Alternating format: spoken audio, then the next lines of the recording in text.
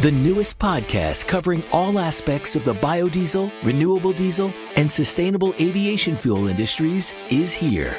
From the experts at Clean Fuels Alliance America, it's the Better, Cleaner, Now podcast. Authentic conversations uncovering the dynamic benefits of clean, renewable fuels. From enhanced performance and immediate cost savings to lower emissions, positive economic impact, and improved air quality. The benefits keep growing. Bringing you the insights that fuel progress, this is the Better, Cleaner, Now podcast with your host, Scott Tremaine. And welcome back to episode 2 of the Better, Cleaner, Now podcast. Good to have you with us. I'm Clean Fuels Alliance America's Director of Digital Content, and this week, Clean Fuels Director of Economics and Market Analysis, Jonathan Martin, sits down with Mac Marshall, Vice President of Market Intelligence with the United Soybean Board. Super excited to welcome Mac Marshall to the podcast. How are you today, Mac? I'm doing great, Jonathan. It's a pleasure to be on. Thanks for having me. Yeah, absolutely. No problem. Before we start, I did want to mention that when we were talking with Heather, our Director of Communications, I requested Jack Marshall, but she, for some reason, reached out to get you. So well, I'm guessing... Jack, he's my son. He's got well more personality than I do. He's just a more fun person to be around. So it's not surprising. And by the way, this is not the first time we've had this dance between USB and Clean Fuels. When I ran into Tom Very at a board meeting last year, he said, "Hey, you bringing Jack back to, you going to bring him back to Camp Biodiesel?" And I said, "Well, you guys need to invite me first. I think I need to show. I mean, he's got to have a chauffeur." So,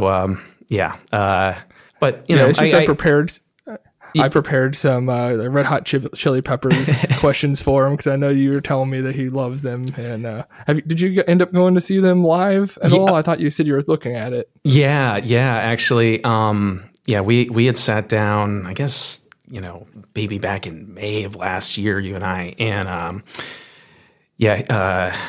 or maybe earlier than that, because I wound up taking him up to a concert in Minneapolis in April over Easter weekend, which was a lot of fun. It was really nice. Although later I went to another show with a buddy out in Arizona, and the set list was amazing, just absolutely amazing. And it's a sore spot for Jack. Like when I bring up Glendale, Arizona, and say that was a great show. He's like, "Well, you still should have taken me." I'm like, no, that's not the point. It's like, "No, you still should have taken me." I'm like, "Okay, not going to bring it up anymore." Okay. So, yeah. It's one of those things, like, you introduce your kids to music, you get them like kind of in that pipeline, and it's exciting to see the ways and directions that they take it. But I didn't think he'd enjoy it quite that much to give his old man some hard times about, having a boys' weekend. But, I digress. Yeah, obviously it's always fun to go to concerts. I think we could probably talk a whole hour just by ourselves on music alone. I know that we had a long conversation first time we met on that topic. So we've done that before. We eventually got to economics and soy and its intersection and role in advancing American energy production. But yeah, we had to have a number of lapsed musician conversations, I think. Yeah. Always fun. I did want to also mention for all of our listeners today that Mac also, as part of his role at USB, also has a vlog series. Is that what we were going to go with? The Markets with Mac, and they're all fantastic. I always, whenever it comes up on LinkedIn or wherever it comes up, I always end up watching it. They always do a fantastic job with that, and I highly recommend to anybody who's listening to learn about the soybean market and. No, thank you very much. Those are a lot of fun to do. Every month we try to do something that is relevant and topical and evergreen. So not just talking about like the market, in the nearby, but, structurally the kinds of investments that checkoff farmers are making to advance the soybean industry, both now and into the future. And certainly the investments that have been made towards renewable energy, biodiesel back in the 90s, all the way up to where we are now with, renewable diesel fuel and the, promise and potential of sustainable aviation fuel. These are things that our directors are incredibly excited about. And, it's just one example of the investments, but we like to bring that to the fore and, make it a little bit more relatable and show the why, and say, hey, soybean oil is being used in renewable energy. Why is that so important? Well, that's what the next hour is going to be about. Yeah, exactly. Like we all know, our Clean Fuels, our membership is mostly in the renewable diesel, biodiesel, sustainable aviation space.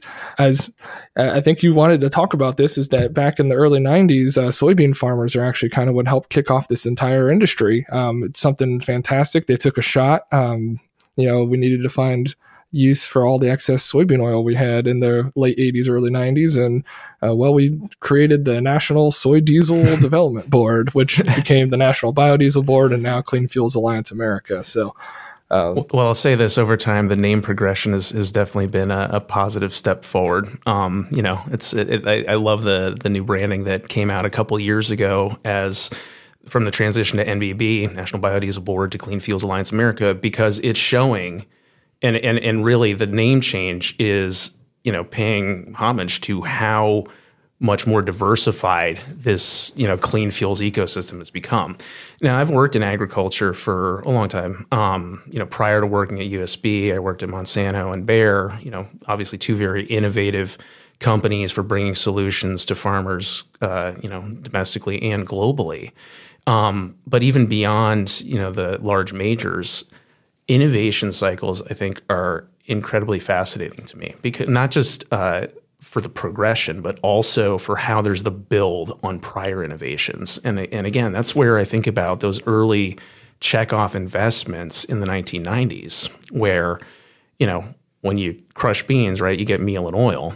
And, that 80% meal fraction has historically been the major value driver for soybeans. And you go back to the 90s, yes, you had some applications for soybean oil, certainly as a food ingredient. But, as 20% of the fraction there, farmers were looking to find other markets for it. And, through, research and development and, proving out a novel product concept, soybean oil could be used as a feedstock for biodiesel. And then we jump ahead to, the mid-2000s, and it starts to become commercially viable, takes off. You have more and more volumetric production scaling up. And I contend that where we are now with, over the last couple of years, this significant surge in forward demand and growth and announcements and building out of the renewable diesel complex across this country, I don't think we get to that place without standing on those shoulders of giants from the 90s who recognized that there was a market opportunity for soybean oil that was, going to be beneficial even beyond finding a way to disappear it. It was going to be beneficial ultimately from a green energy standpoint. And I love the momentum that this is having now, carrying forward, into the 2020s. Yeah, it's been something that's been fantastic to see over the years. My background is in oil and gas, oil refining. So obviously we have two guys on two opposite sides of the coin here, but we can marry up in this environment that we have now in biodiesel, renewable diesel, sustainable aviation fuel. It's a really interesting mix. Energy markets are really interesting, and then also the agricultural markets are super interesting. And to me, that's I'm gaining a wealth of knowledge from people such as yourself or such as Scott Geralt over at American Soybean Association. Been fantastic to learn from y'all, especially on the ag side. And I think in this podcast, I was going to mostly focus on the ag side, but we can certainly discuss more of the fuels as well. I know we have you on, so I want the expert to talk about the ag side here. And you mentioned innovation just a little bit ago, so I figured I'll pivot over real quick over to your initiative with Yield Lab on the soy challenge. I think there's been a whole lot of work that you guys have been doing over there, and I'm just really interested to hear about it. And maybe if you could just introduce what the background of it is for our audience. Yeah, this has been a really exciting, not just one-off challenge, but a series of challenges over the last couple of years. So if I rewind to 2020, which is actually when I started working for the United Soybean Board, that was when we kicked off the initial Soy Innovation Challenge. It was kind of an open casting call to innovators that we'd worked with in the past, as well as new novel innovators, really on a global basis. and with I'd say the fairly broad remit of like, let's look at things that are relevant for soy production and the downstream value chain, and what are interventions that can be made? What are new innovations that can be brought to the fore that are going to, help benefit that? So our initial winner, and we worked with Yield Lab Institute as our operational partner. Amazon Web Services is a co-sponsor. Syngenta was also a sponsor of that first challenge. And the winner was a company called Amphora, which is now Regrow, has gone through several major capital raises, is regarded as one of the more innovative companies in the ag tech startup ecosystem. So that was incredibly exciting to have that initial winner really take off. And then in April of 2023. We had the winners announced for the second Soy Innovation Challenge, and I want to zoom in on this one a little bit more. Our second Soy Innovation Challenge had a little bit narrower focus or more directed focus, and that was on advancing opportunities for soybean meal through existing channels. Thinking about how do we increase use and demand of soybean meal through tweaks in existing applications. So the winner of that challenge was a company called Satavi, which has a novel extraction process for producing soybean meal. And there are a number of other exciting winners too, such as a company named Soy Kitty, which is a runner-up. They just as a testament to the versatility of soy, they make a soy-based cat litter. That's certainly very exciting. I'm the owner of 4 cats, so I'm definitely thrilled about that. It was just really testament to all the different things you can do with soy. Now, why we focused on meal specifically for that second challenge is really the genesis of that really does come back to the energy side of things. So we've talked about the renewable diesel expansion. Well, let me take a few minutes to kind of talk through that. So, in early 2021, when we really started having these huge waves of announcements of renewable diesel facilities, either greenfield construction or conversions of, legacy petroleum refineries, that was, I think, sending the market very clear, both the energy and the ag markets, very clear signals that there was this, really palpable forward-looking demand, that there is a potential to, effectively double the market for biomass-based diesel, BMBD, by the end of the decade. And so that's all very exciting. But candidly, viewing it from the soy standpoint in early 2021, I said, okay, that's great. There are all these future plans downstream. A lot needs to happen to actually make that come to fruition. And that's because it's not like farmers are pulling, soybeans off the field and then you immediately get renewable diesel fuel. No, there's all this intermediate stuff that has to happen. The first thing is you have to scale up crushing capacity. Right now we crush about 60 million tons of beans each year. But as energy companies and traditional ag processors have started to come together over the last couple of years and announce deals for expanding crush capacity within this country, it's been driven in large part by a recognition that soybean oil is an even more utile and useful product and a key feedstock for renewable diesel fuel. A product that is going to be playing a critical role in helping decarbonize the economy. The whole reason that renewable diesel has been taking off is because there is a recognition that we do have to decarbonize the economy, and there's a push by that. So now soy is getting to play a role in that. Now, let's bring it back to meal, right? So there's this greater appreciation of the value of oil and its versatility. And so the investment in all these new crushing facilities is really kind of the genesis on, hey, how do we produce more oil? Well, when it comes to beans, you can't crush beans for oil only and not also get meal. So we're going to have increased, production of meal in the coming years as more and more crush comes online. You look at the announcements, that could be a capacity expansion of up to 30% by the end of 2025. And, in marketing year 23-24, we've already seen a couple plants, come online. So that's very exciting. So as we have more and more of this meal, we have to, find novel applications of what to do with it, right? It is a highly valued commodity. It is, providing essential building blocks of protein and life for animals and humans alike. Really meal very much oriented towards animal ag. So we have a robust animal ag industry within the United States that is a huge consumer of soybean meal.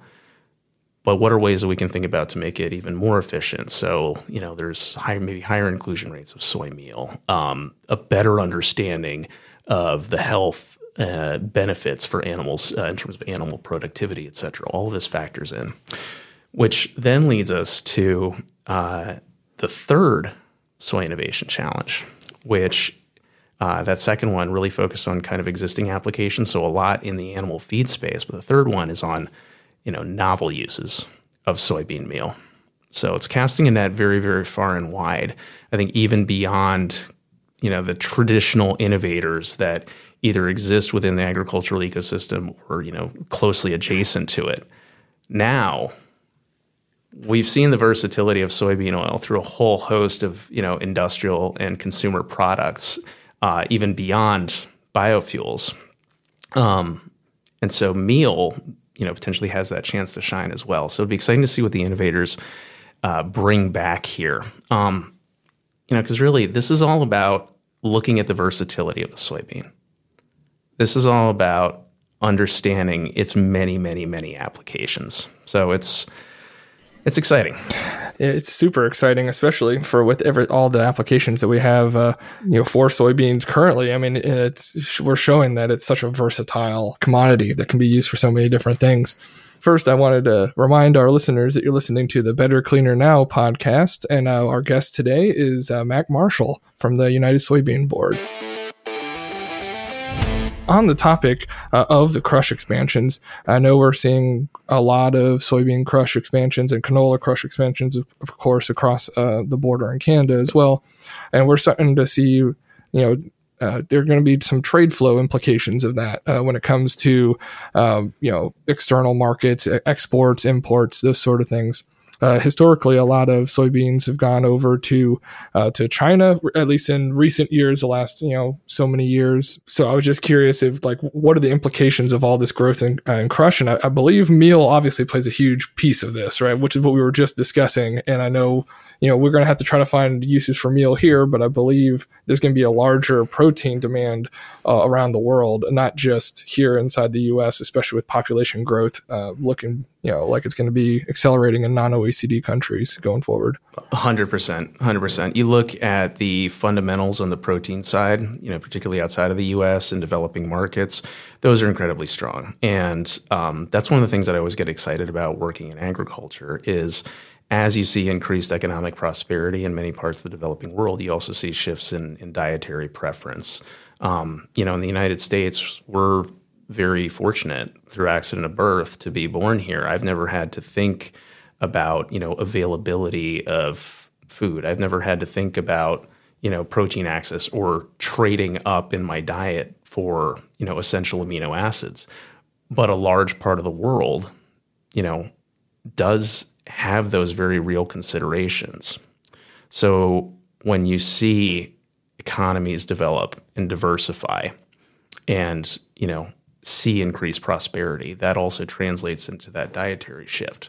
So what does that mean and interrelate back to, soy and soy meal demand? You mentioned exports and how, we'll see something shifting there. Well, naturally, as we have more and more crush coming online, if we were to see that 30%, announcements all come to fruition, then instead of crushing, roughly 60 million tons annually, we'd be crushing probably close to 80 million metric tons. Our soybean farmers are incredibly efficient at growing a bountiful harvest year after year. On average, we're in 115 to 120 million metric tons produced annually. So even if you take that fully loaded crush expansion, there's still a very strong, ample volume of beans to be placed in the international market as whole soybeans. And of course, China is the world's largest importer of whole soybeans and is our largest overseas whole soybean market. But it is, of course, important to consider market diversification, not just geographically, but also through product. And I think this is, a lesson very, very well learned during the trade war from 2018 to early 2020 that our international teams at the Soybean Export Council really had to look at and think about a true diversification strategy and think about, what are the other products that we have there. And now, as the market has been evolving, it's a shift in what our export program looks like. We've historically been really oriented on whole soybeans, and that will continue to be, I'd say the volume majority of what we're exporting from the soy complex. But we're also going to be seeing increased exports of soybean meal. So the 22-23 marketing year, which ran through September 30th, 2023, just to give you an example, the U.S. shipped a record 13.3 million metric tons of soybean meal, a significant jump over the prior record, which I think was about 12.5. It was definitely under 13. So this is the market moving and I think working and responding to all these dynamic and seismic shifts that we're having within the United States. We're crushing more. The early season crush numbers for the 23-24 marketing year in which we are now, record crush for the month of October, nearly 190 million bushels. And so this is a trend that will likely, continue as we have more crush online, as margins for crushers remain strong. And that means our international channels for soy meal exports are going to be absolutely critical. Certainly our domestic channels matter a lot. There's opportunities for, soybean meal demand expansion in the areas of poultry and swine. Those are our two biggest customer groups here, but also applications with dairy cattle, aquaculture, beef cattle. So there's a lot that we can leverage here domestically with a very, very strong animal ag footprint. But there's also a lot that through this wave of transformation that's happening with increased crush, where we're able to, provide more high quality protein to the world as a whole. And what the crazy thing about it is, the starting point in all this is energy. So it's this shift in the energy market has led to the shift in the soybean market, which has led to this increased availability of, an input to food production. So you've got food and fuel really working here in concert, which is, I think, very exciting. Because if you went back 20 years, you could never picture the agricultural companies and industry, working in a cohesive way with energy companies. And now there's a shared recognition by these heretofore uncommon bedfellows that there's a lot of promise around this energy and food intersection. And I want to say one more thing about energy and food coming together. A couple months ago, I had the pleasure of being at an industry event and seeing former ambassador Kip Tom, former ambassador to the United Nations, Kip Tom, who is also a farmer, speak about what constitutes, political power on an international level. It comes down to things like diplomacy, military might, economics, information exchange. But two, really important competitive advantages we have in the United States are food production and energy production. And so I think seeing those two become more and more intertwined as they are, that's us leveraging, our true advantages as a country, which is exciting, and farmers really get to be at the center of it. It's always a great thing when we can get our farmers involved. And they, like I said, they've been great support for us at Clean Fuels Alliance America. They've supported us since the beginning of our organization, which I mentioned earlier on the podcast, and it's been something fantastic to see. To your point on food and fuel, That's the way we like to obviously talk about is food and fuel, right? It's both of them together. And it's I presented at a Argus event back in September of 23, where we discussed food and fuel topics. I was on stage with David Hovermail from NOPA, National Oilseeds Processors, and with Chris, is it Vervate, I believe is how you pronounce his last name, from Canada, Canadian Oilseed Processors. And we really discussed just all these interconnections that you touched on, and it seemed to really hit home with a lot of the people in the crowd. So I think that's something that we're going to try to continue discussing going forward, is the fact that it's both, right? You can get both. And especially with the lack of protein in the world, as you mentioned, there's underdeveloped countries that really need as much protein as they can. And as you said, we don't have to worry about it necessarily here in the US, but it's something that, sub-Saharan Africa or Southeast Asia, where that may not be the case. No, and you raise a point there that I want to hone in on for a second. It's the nature of what you have to worry about and what you don't have to worry about. It's the nature of choice. I'd say that when food and energy get pitted against each other and it becomes a food or fuel discussion, one of the things about that just really incenses me, because I think it is a fraud argument, is that it implies that we have a choice. It implies that we can choose food over energy or energy over food. We've got a nation of 8 billion people. The ranks of the undernourished and hungry are in the high 9 figures, and it eclipsed over 1 billion in 2022 with the invasion of Ukraine. When we think about food security and advancing the human condition, obviously that's going to be borne by agricultural production. But not just agricultural production. It's also going to be borne by the efficiency of transportation and making sure that we have a resilient energy sector and economy that can better weather shocks. And again, we see when the world goes through these tectonic shifts, whether it's, armed conflict or, supply shortages in the energy markets, so through something that's extractive and non-renewable, that's fundamentally a less resilient setup that you have. You make yourself less able to weather subsequent shocks to the system. When you have, an oil producer go offline, when you have, geopolitical considerations around that might restrict the supply of oil to the rest of the world.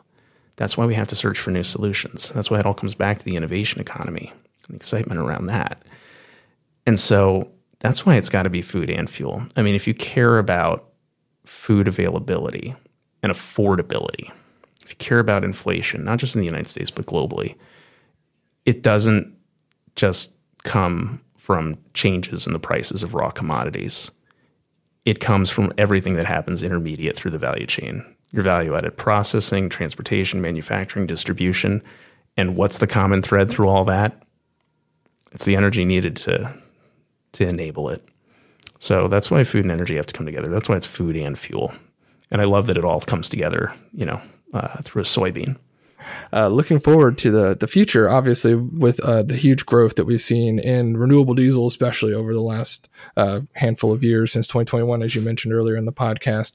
There's been this huge demand growth for feedstocks for renewable diesel, biodiesel, sustainable aviation fuel. I guess looking forward, do we think we're going to have enough feedstocks available to reach all the different announcements that we're seeing, or is there going to be limitations? I guess, what are you seeing from your side on the feedstock side? I'm really glad you asked this, because I think there are some things that need to be right-sized about this question. So I remember, back in 2021, when we were hearing about the potential doubling of the market size, you started having, some analysts come out with these really interesting projections that would say, oh, well, this doubling, we need to bring in 18 million more acres of soybeans to make all the soybean oil that's needed to supply this. As if soybean oil was going to be the only feedstock supplying it, right? You've got a number of feedstocks that have approved pathways for use as inputs for renewable diesel fuel. and for, legacy fatty acid methyl ester biodiesel. So it was never really a question of like how much incremental soy do we need as the sole solution provider to the feedstock question. It's a mosaic approach. Soy on a volume basis is what we can produce the most of in this country because we're incredibly efficient at growing soy. Our farmers do an excellent job. And it grows across a wide swath of the country. It's our, on an area basis, it's our second largest crop in the United States. But it's not, again, it's not the only feedstock that's coming in here. And I think this is what's exciting, again, in the innovation cycle is both, ingenuity of existing sources, but also how we think about, future potential sources. So you also have these really low carbon intensity feedstocks that are your reclaimed fats, oils, and greases. This is stuff that had been, effective, waste stream products years ago, but, now have a role as well as feedstocks here. Now, that's not to say those are a solution unto themselves as well. Your tallows and waste greases use cooking oil. Great to have those waste stream products as inputs here, but those are also products that have relatively inelastic supply. No one is growing beef cattle for the tallow. No one is raising chickens for the poultry fat.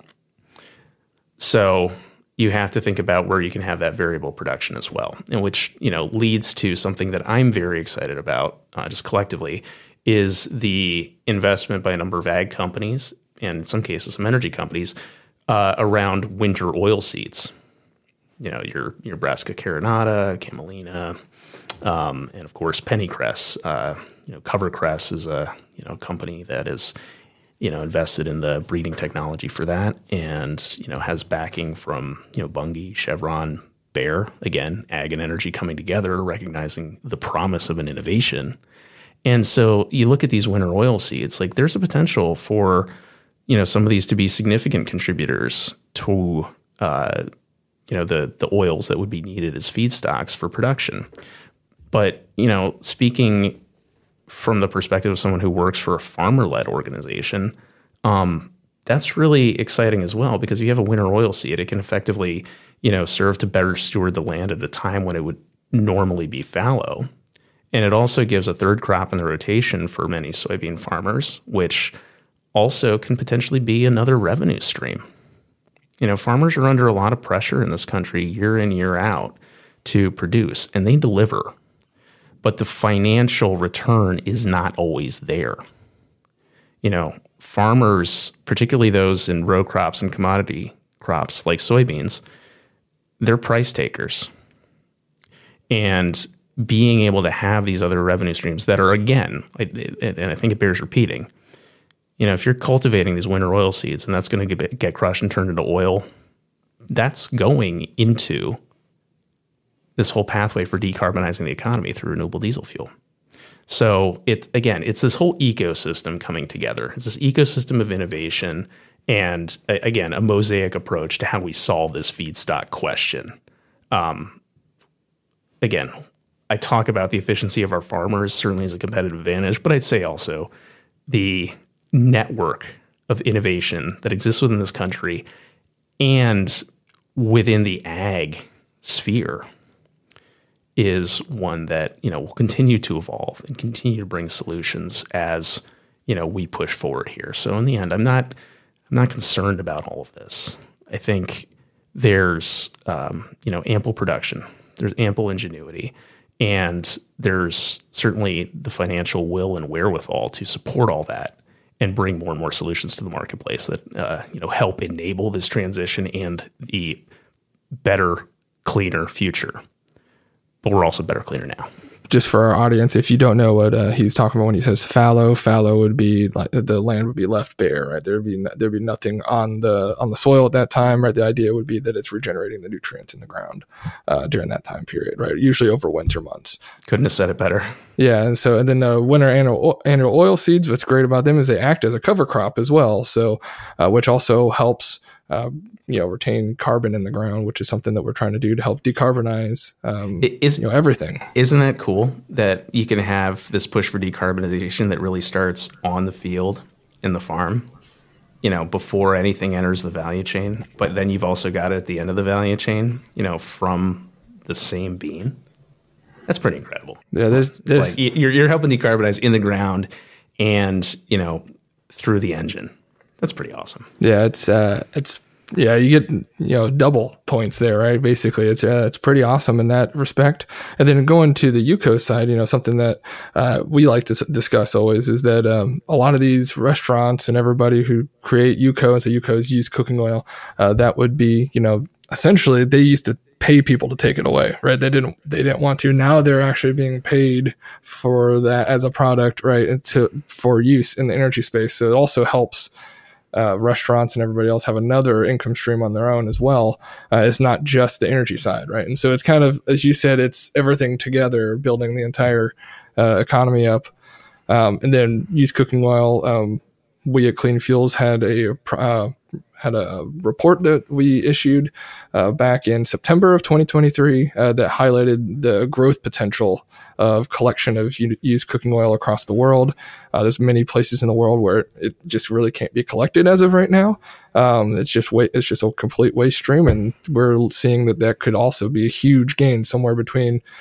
Obviously, we have projected growth for the countries that are already doing it, such as us in the U.S., China, Indonesia, and so forth. But if you look at other areas, we think that there's somewhere between 4 and 7 billion gallons out there that could be collected if the proper structures are put in place. And so there's a lot of growth potential there, and we have a lot of growth potential on the ag side. And so it's really a rosy picture when you look at everything. But obviously, it's not without challenges, right? So, to answer, I think I answer kind of my own question is we think that there's a rosy picture in the future, but obviously stuff has to be done in order to get there. And so there are roadblocks that need to be, jump through hoops sometimes to get to it. Any major transition, particularly when it's, on the backs of a newer emerging technology, any transition like that is going to have, a challenge in the start. And you have to, look past that. So, which is why I keep coming back to the food and fuel narrative. Again, I think back to 2022 when we'd seen the first armed conflict in a very, very long time in Europe and in a major exporter in Ukraine. When that conflict broke out, I was trying to read as much geopolitical commentary as I could. And one of the things that got called out in a couple of papers that I had read at the time was the fear that, in trying to address some of the very real and nearby and proximate issues, which when you had the loss of a significant producer and exporter like Ukraine from the international grain and oilseed value chain, you saw significant spikes in in hunger, reductions in overall, tradable caloric supply. And you saw a lot of countries really suffer through increased, food inflation and decreased availability of critical feedstuffs. And the warning sign there, I think, that got called out was, hey, look, right now, there might be a push to, move away from taking on more initiatives that are environmental in nature and have a longer term payoff, all in the interest of kind of solving this near term food insecurity issue. And that's where we really can't be short-sighted. We have to address food insecurity in the now and in the future. And we have to, address energy transition in the now and in the future, right? If we truly seek to decarbonize the economy, that, sets up, again, a more resilient picture in the future for farming as well, decreased volatility in weather, et cetera. So, we can't lose sight of the longer term things that have to be done to, say, ameliorate the human condition on this planet as well as the environmental condition. And, this wave that we're having with increased recognition of clean energy and, renewable diesel fuel, sustainable aviation fuel playing critical roles in that. That's all very exciting. Can't be lost, even when we're in these moments of, acute conflict and crisis. If anything, I think it really underscores the need to invest significantly towards a future that is exactly that is more resilient. All right, I think that's actually a perfect place to leave it. I would love to thank Mac Marshall for joining us today. This was absolutely a delight, Jonathan. Thank you so much for having me, and thanks to Scott Tremaine and the rest of Clean Fuels Alliance America. Yeah, and thank you all for all of you who are listening, and be sure to like and subscribe wherever you get your podcasts, and join us next week for the next episode of Better Cleaner Now podcast. Thanks for listening. If you enjoyed this episode, please subscribe on your favorite podcast platform. To catch all the latest from Clean Fuels Alliance America, follow us at cleanfuels.org. The Better Cleaner Now podcast is a production of Clean Fuels Alliance America. That's all for us. Now it's your turn to be better, cleaner now.